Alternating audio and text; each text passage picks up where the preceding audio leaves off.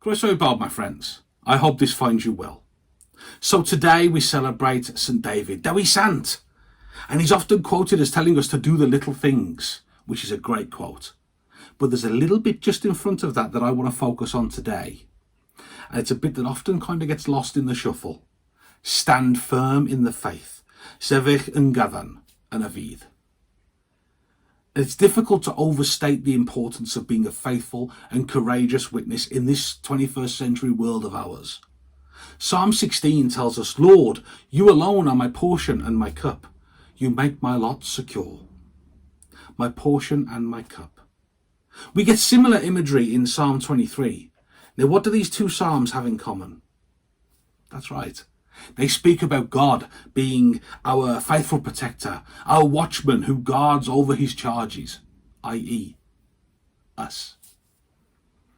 And in the epistle to the Thessalonians today, the Apostle Paul writes about the challenges and the struggles that he himself has faced in spreading the gospel. He talks about that he was treated outrageously in Philippi.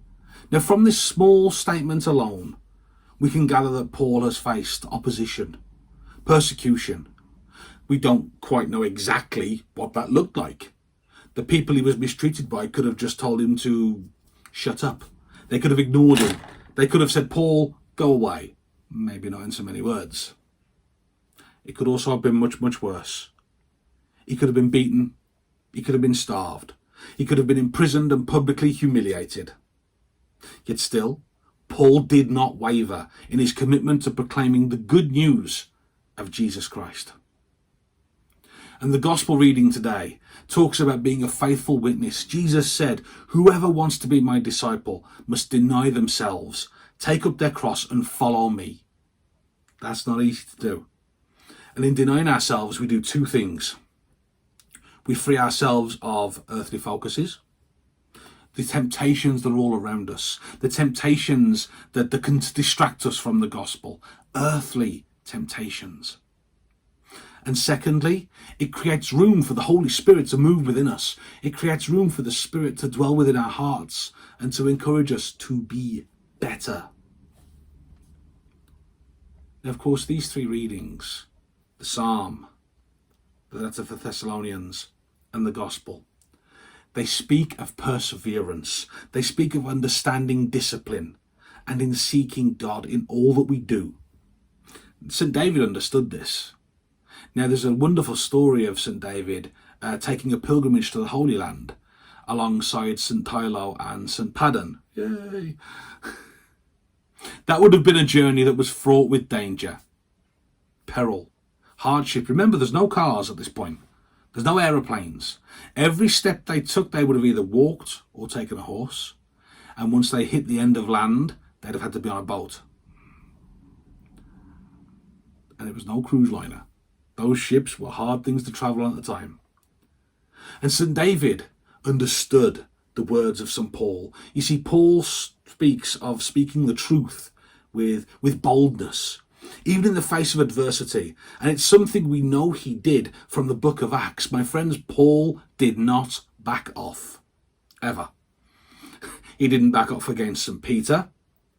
He didn't back off against anybody else, really. He didn't back off against the others. He argued with the people that mistreated him in Philippi.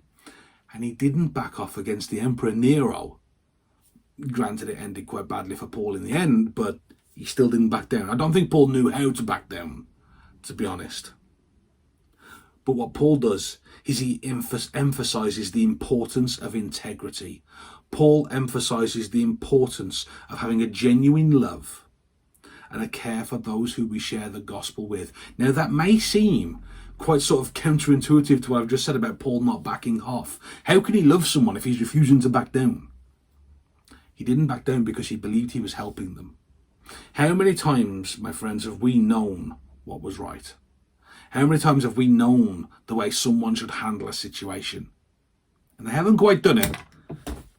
Oops, I've just dropped some paint. Oh well. And they haven't quite done it. And so we think, well, you know what? I'm going to tell you how it should be. We can become quite prescriptive.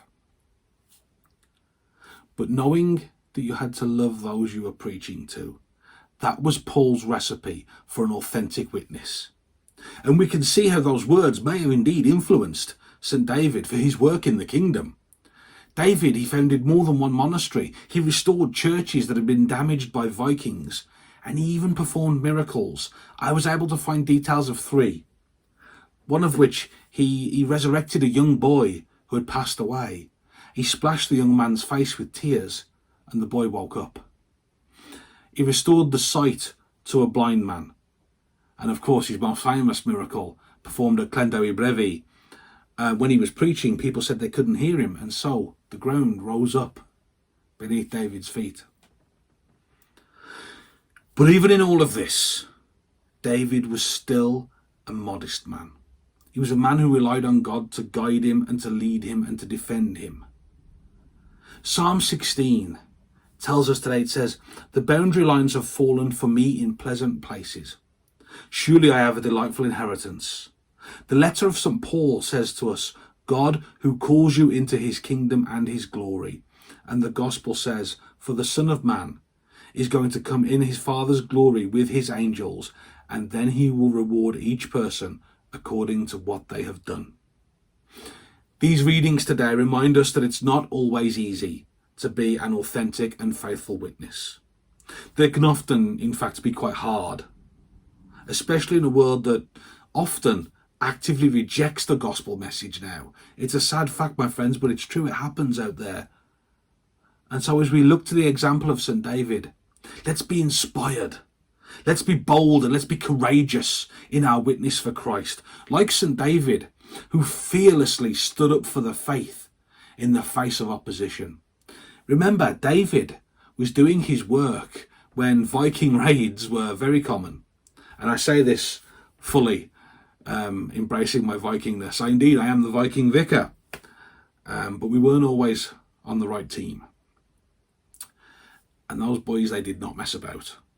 David still walked around the country, and he still led, and he still preached, and he still taught the faith, fully depending on God to defend him.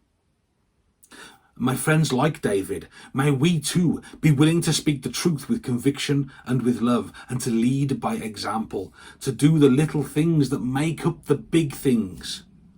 And remember, just as Paul endured many hardships in proclaiming the gospel, we too are going to face challenges.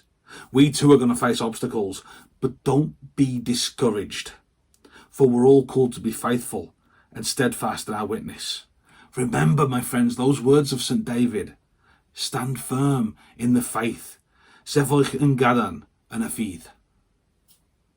When it's hard, when we're struggling, that remember, no matter the size of the obstacle in front of us, God will guide us. As the prophet Jeremiah, as St. Paul, as St. David, look to God to bear us through our trials. And as we continue in this 3rd week of Lent, I know, this is not the Sunday video, don't worry, I've got one planned for that. This is just for St. David's Day. But how many of us are feeling it at this point? How many of us are starting to feel our Lenten discipline at this point? A few, I'd imagine. Back years ago, when I used to box, there was a saying that was doing the rounds, and it was 1 round at a time. And that's a saying that I've taken across into my ministry. 1 round at a time.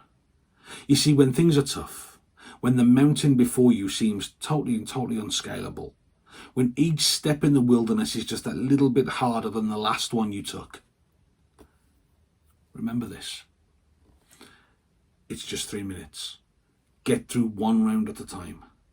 Every pebble you take away from that mountain, however small, it will have an effect. That mountain will shrink just a little. Pebbles and mountains. I remember years ago having a friend of mine, and she was struggling with a lot of issues, and I told her that. I said mountains and pebbles, and I explained it, and it helped. And after that, she realised that she could get round them. So each pebble we take, small as that mountain, shrinks that mountain just a little bit. And there's an example of a man, I think he might be somewhere in India, who his wife was medical attention was late getting to her, and unfortunately she passed away. And so he actually dug a road through a mountain. Progress is possible. When each step in the wilderness seems hard, take it anyway, because you don't take it alone. And each step we take with Jesus at our sides, we see the destination. We see the city coming into view. A very wise man once said, "Do ye the little things." Gwraich yn pethau, bychan mewn bwydd. One round at a time. One step at a time. One pebble at a time. Because like St. David, like St. Paul, like Jeremiah, and like so many others, they understood that with Jesus, we never truly walk alone. Dwach bendithio, Fi'n Felian, ac Emric o Fal. God bless you, my friends, and take care.